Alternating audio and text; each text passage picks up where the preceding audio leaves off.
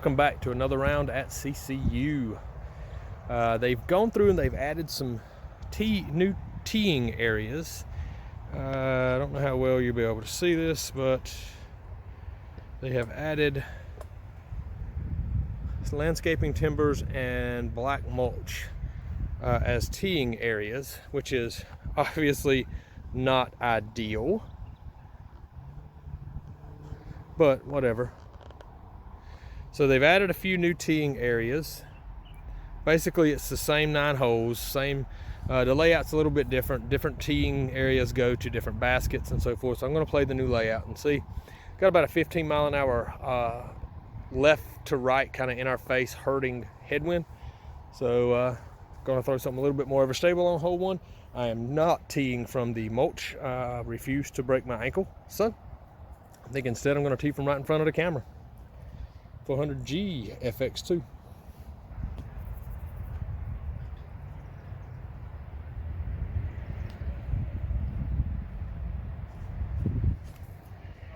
Yeah, boy.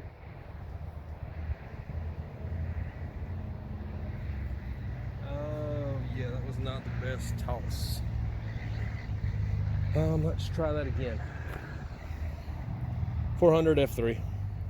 The teeing area has really got me messed up.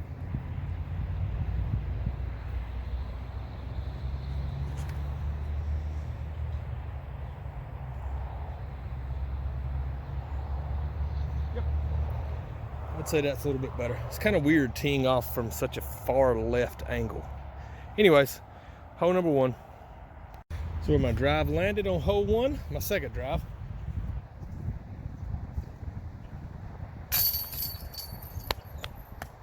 Hole 2, the teeing area has been moved back 30 feet, something like that. So this hole used to play about 300 to the basket that is off in the distance, and probably now playing around 330 or so. For this one,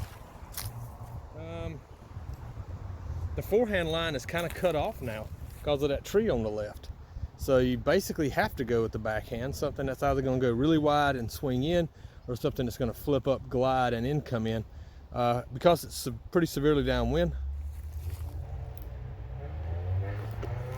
I'll toss a 400 H4 V2.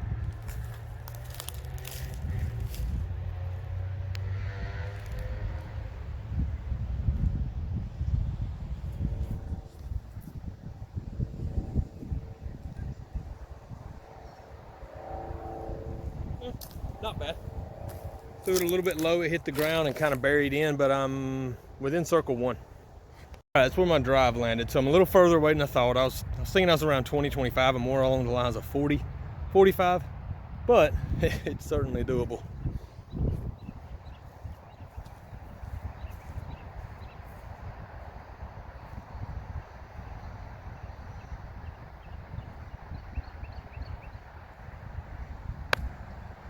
Oh well, easy par.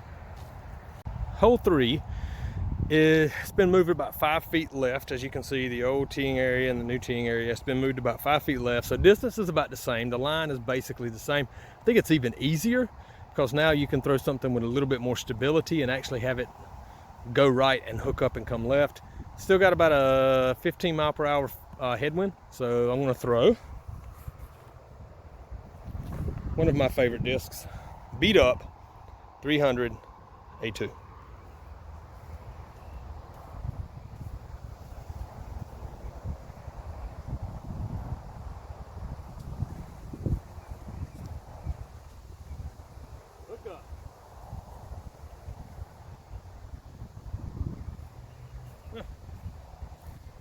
Sitting right up underneath the basket for another tap in, so that's going to give me basically 2 down, 3-3.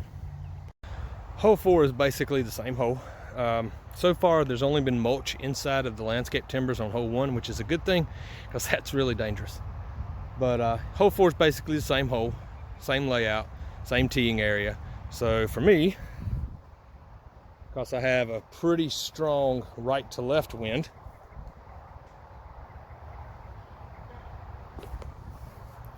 Gonna throw this domey 400 D1.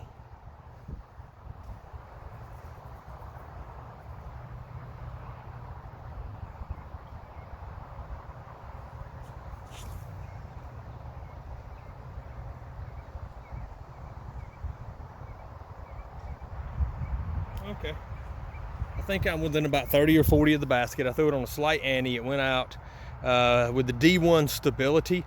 Before it has a chance to be beat down by that right to left wind, it's gonna flip up to flat, glide a bit, and then turn left and give you a pretty solid turn.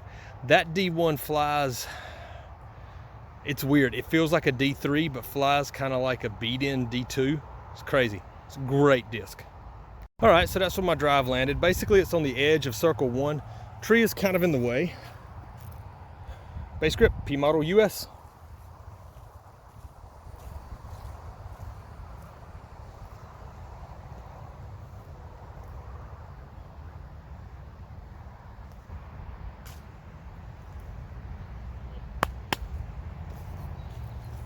Tried to get slick and bounce it off the tree or bank it off the leaves. Didn't work, but easy par. Hole 5, the tee pad has been moved, I don't know, maybe 10 feet right and moved up about 5 or 10 feet. So it's basically the same hole. Instead of throwing a hyzer down to the end and letting it come back around the tree, you're gonna be throwing maybe a little bit with a turnover, something with a little bit of flex, or it kind of opens up the forehand line a little bit easier. So I think for this one, I'm gonna throw a backhand. You don't need a ton of distance, so I want to try the TI Meteor Discraft. Oh, forgot to mention, it is probably now around the 270 range with a right to left wind.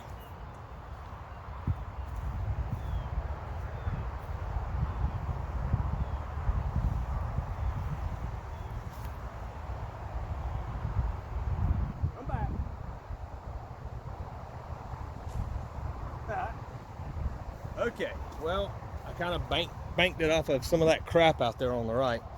270 for a mid-range was a pretty tall task, especially with a right to left wind.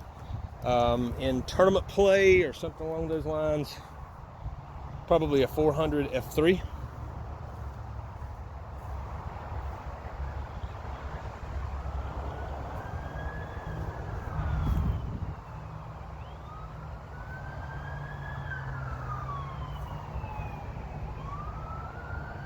Oh yeah.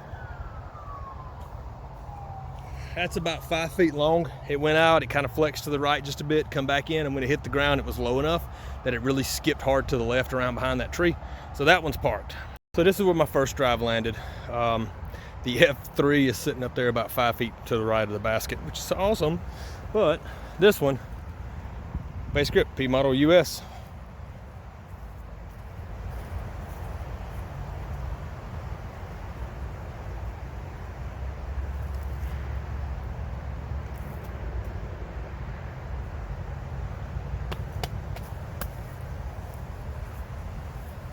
Easy par. Hole 6 is a massive rework. Instead of being over behind the trees on the way into number 5's basket, now you are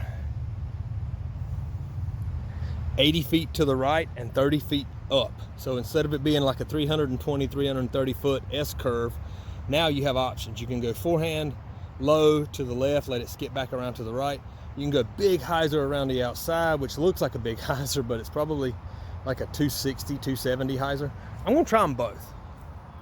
For the forehand, low and flat, 400G X3.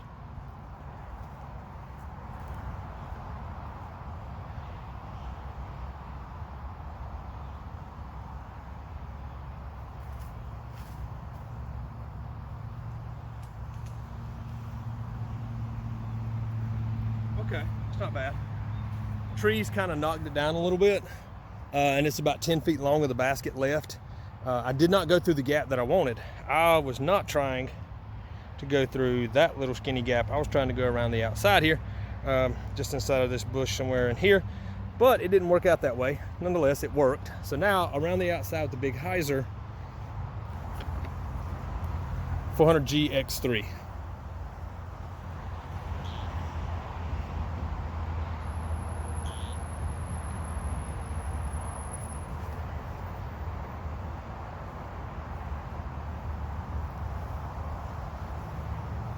Yep. That one crashed down 10 feet right of the basket. Well. The forehand drive landed right there, and the backhand drive landed right over there. So obviously the X3 is definitely the play. Hole 7, pretty much the exact same shot. Timbers around the same teeing area. The angle is a little bit different, whereas normally I would kind of stand over to the right and go over this short basket a little bit. Now you kind of have to go, it's almost set up more for a forehand line. I'm going to throw a backhand, and I'll throw a forehand as well.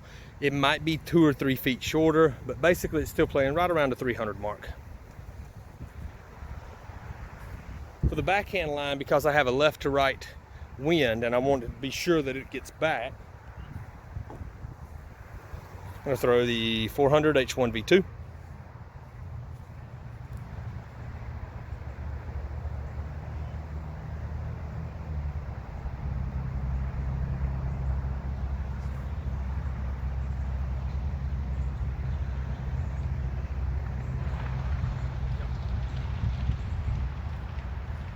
That came up woefully short. The teeing area is sandy and chewed up, so I'm kind of nervous about planting really hard.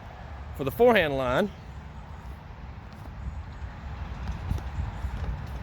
I'm going to toss that same 400G X3.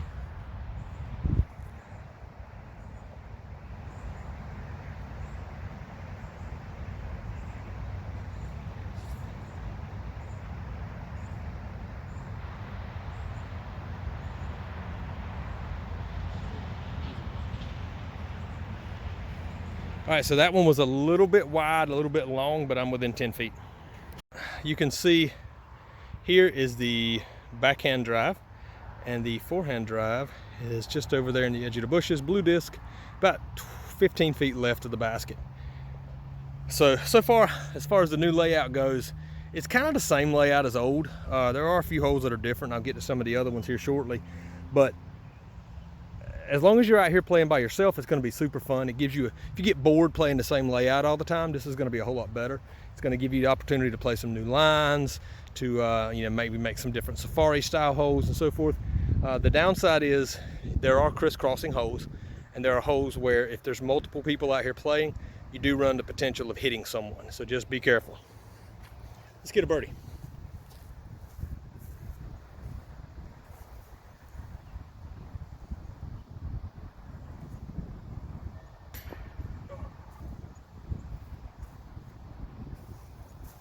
Just off the cage, par it'll be. All right, hole 8 is a massive change. Used to, we were teeing off over there at those white stakes to this basket over here on the right, which was 210, 215 feet. Now we're teeing off from these timbers, which are 40 feet left of the original teeing area, but we are teeing off to the basket that is off in the distance, old number 9 basket. So I do not have a laser rangefinder with me. I have no idea how far that is. Ballpark, I'm guessing about 280, just because of what I played for number 7. And as you can see, number 7 tee pad throws to this basket. You're throwing back to this basket. Definitely a potential to hurt someone, so be careful. About 270, 280, a little bit of right to left wind. Throw something I haven't thrown today. Duraflex F Model US.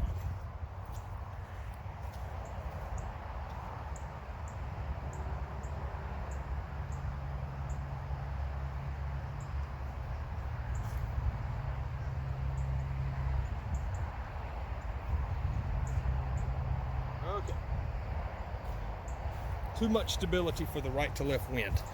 That was one of those situations where I needed to go on the outside of that first tree with something more stable, or forehand, maybe, I don't really know. Let me try something here.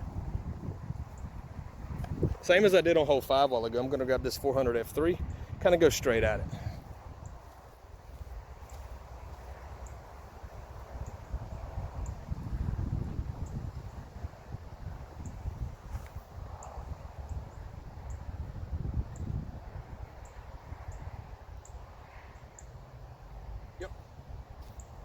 don't know if you could see that or not because of the color of the disc against the ground, which by the way is quite crunchy.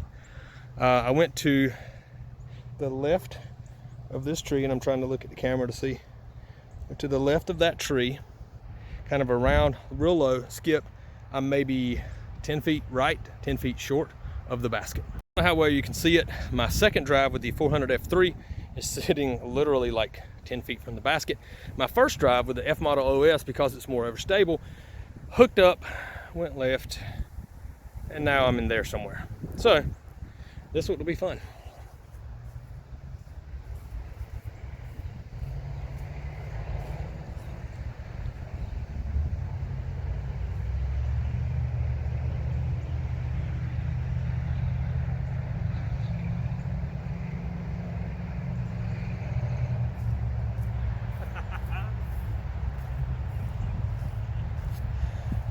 Well, I ran it.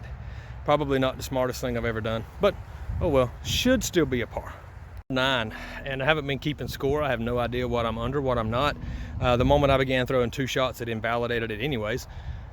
But hole 9 is a completely new teeing area from an area never before teed from, and you're playing to the old, what used to be number 8 basket, but is now number 5 basket, but now it's number 9 basket. I don't know, it's confusing. Anyways, it's somewhere in the ballpark of, I'm guessing, around 240.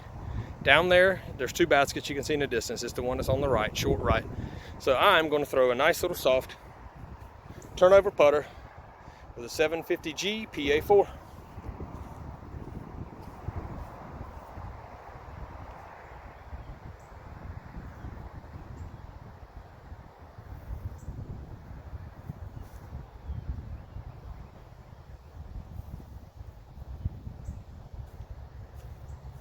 Well, that's what happens when you throw a putter with turnover and you don't put turnover on it.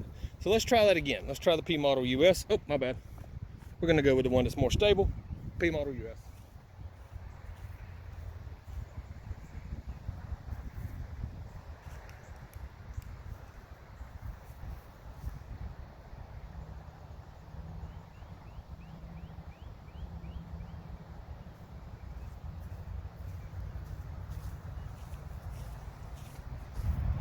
All right, so here's thoughts on this one. Number one, this tree right here is severely in your line. Makes you throw further left than you thought you needed. So a turnover putter is great because it's gonna just kind of pan to the right and sit down soft and smooth. You're gonna get good distance out of it. You're gonna get that big skip that a forehand would get. Downside is, with the way the teeing area is made, there's a little hole right in the center where you want to plant your feet. So you're nervous while you're running up. I don't necessarily know if it's the greatest thing in the history of the man, but I'm anxious to see how far down that got. It's an easy putter shot. It's a turnover shot. I put a lot of ante on it. I figured it would roll. It never did. It just panned out because I got some pretty strong left to right wind. On a day where there's headwind or something like that, this is going to be a beast. So this is where my drive wound up. Plenty of distance, nowhere near enough turn. So we're going to try to get a birdie. Probably not going to happen, probably a par, but let's try it. P Model US.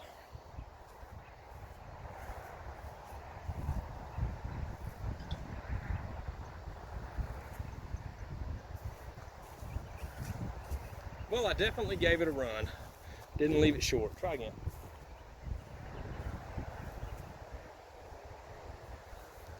Yep, first attempt was always a much better attempt. So that's going to be a par. That's the new 9 layout at CCU. It's different. It's going to take me a few times playing it to kind of know what to throw. I'd love to bring my rangefinder out and test some of my guesses. But essentially, if you can come out here with an F3, grab your favorite putter, your favorite straight to understable putter, grab yourself an F3, and grab yourself a D1, FX2, D2, something like that, something fast that you can throw hard and it'll flip for you or give you some decent hyzer when you put it on angle. You should be fine. 3-disc, or yeah, this could be an easy 3-disc course with a fairway, a mid-range maybe, and a putter. So that's it.